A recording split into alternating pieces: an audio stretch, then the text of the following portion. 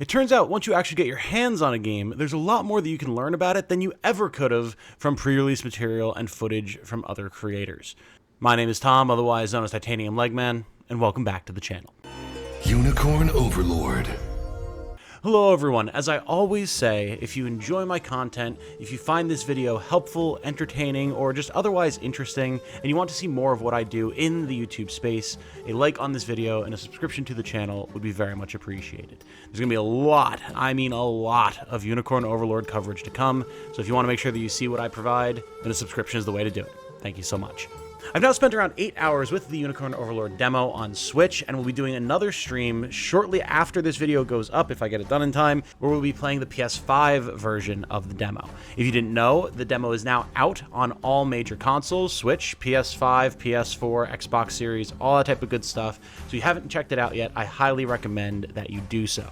Today we're going to be talking about information that we've learned from playing the demo that either confirms things we've talked about previously in the pre-release period, or that's just brand new that we didn't really know much about.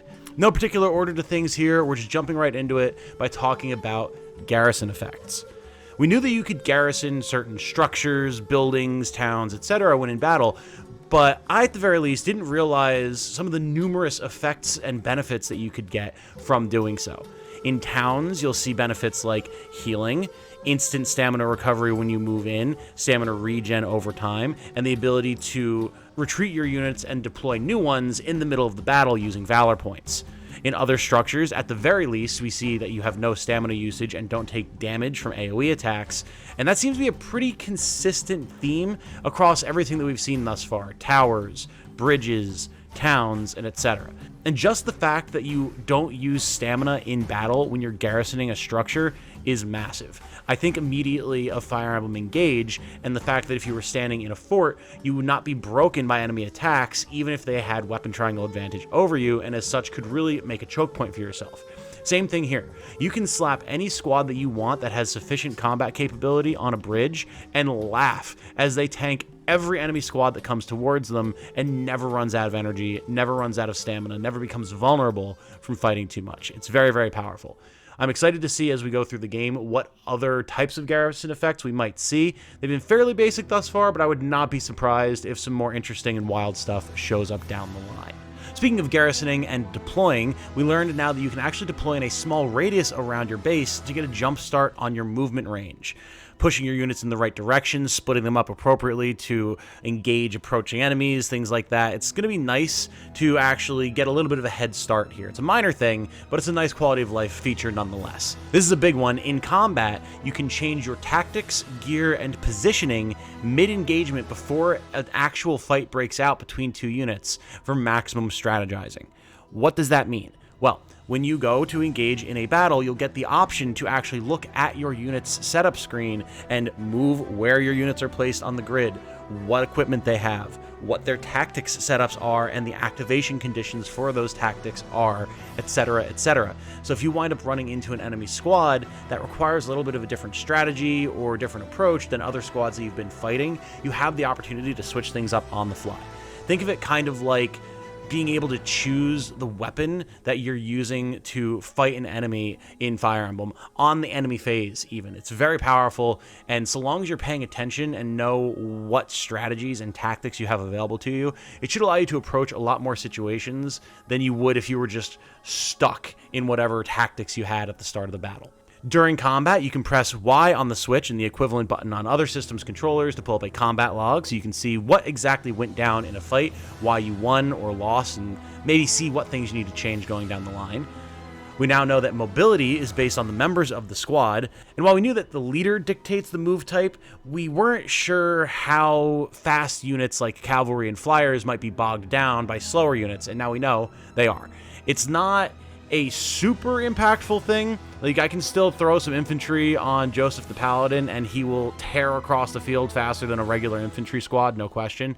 But it is something to consider if you're looking at trying to run down an all-cavalry squad with a mixed squad of cavalry and infantry, for example. We've seen it is possible to get more than 1 point in a given stat when leveling up, similar to Fire Emblem, as some characters have gained up to 2 HP for me when leveling up. Don't know exactly yet how levels work, how growth rates work, and what might cause this to happen, but it is nice to know that it can happen and you won't be potentially quote-unquote losing out on stat growths if you have a higher percentage in a growth rate than 100, right? Just a nice little thing. You can see red and green circles on outposts during battle, red circles on enemy outposts show when reinforcements will spawn, and green circles on enemy and allied outposts show when they will be recovering HP and stamina and at what rate.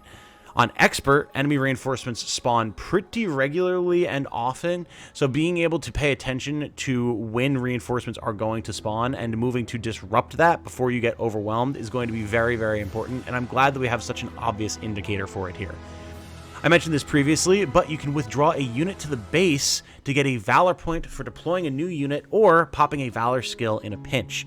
If you need to swap out a unit that just isn't very effective, or maybe who lost a couple of characters need to be revived, withdraw them into the base and send out another squad to take their place who's a little bit more fresh and ready to go, which is nice.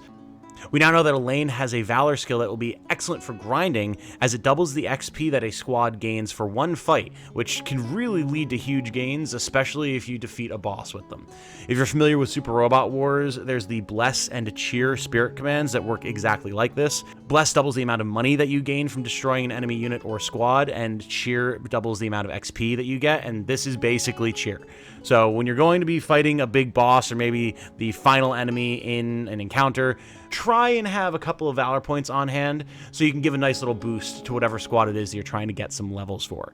Speaking of bosses, we now know that the number of stars on an enemy squad indicates its strength from 1 to 3.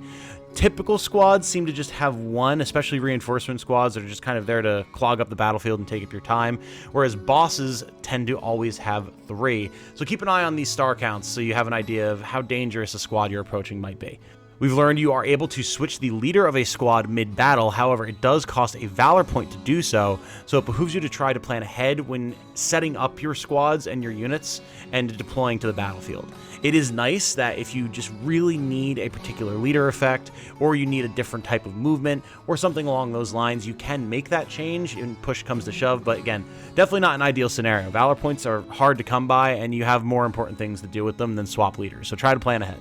In terms of provisioning and buying new gear, we've seen that pretty much every armorer seems to have at least one rare, expensive, but very powerful piece of gear that you can buy. My personal favorite has been a magical sword that grants a unit a magical attack. It also gives a nice boost to their magic stat, so you can really carve through anything that doesn't have decent magic resist. I slapped this on Lex, and while his damage output was pretty bad prior, he was really just a tank, suddenly he's able to mow things down while still tanking very efficiently. So check out these items when you have the opportunity, try and save your money to get them. They can be big swings in terms of build crafting and power for you. We knew that you had to go to forts to recruit different types of generic units, but we didn't know is that each fort actually has its own small independent supply of various classes. When you go to a fort, there should be at least 3, if not potentially more, units available for you to recruit that cost different amounts of honors, have different classes, levels, etc., etc. And each fort that you go to should have a different supply. As such, make sure that you're keeping an eye on where forts are on the map, and don't spend all of your honor in one place. Try and keep some on hand so you can bop around the map and maybe get a better variety of units for yourself. Or if you're trying to build out a squad of like all soldiers that are hard to kill and can heal each other and can attack multiple rows, hit up a couple different forts, and maybe you'll be able to get everything that you need. There's also a limit to the number of items that you can use on a stage, at least on Expert, as that's the only type of gameplay I've seen thus far. On Expert, for me, this has been 10 uses of any item total. This may be the same on other difficulties, and it may increase on larger maps, but it does mean that you have to be fairly conscientious with the way you're using your items in any given battle.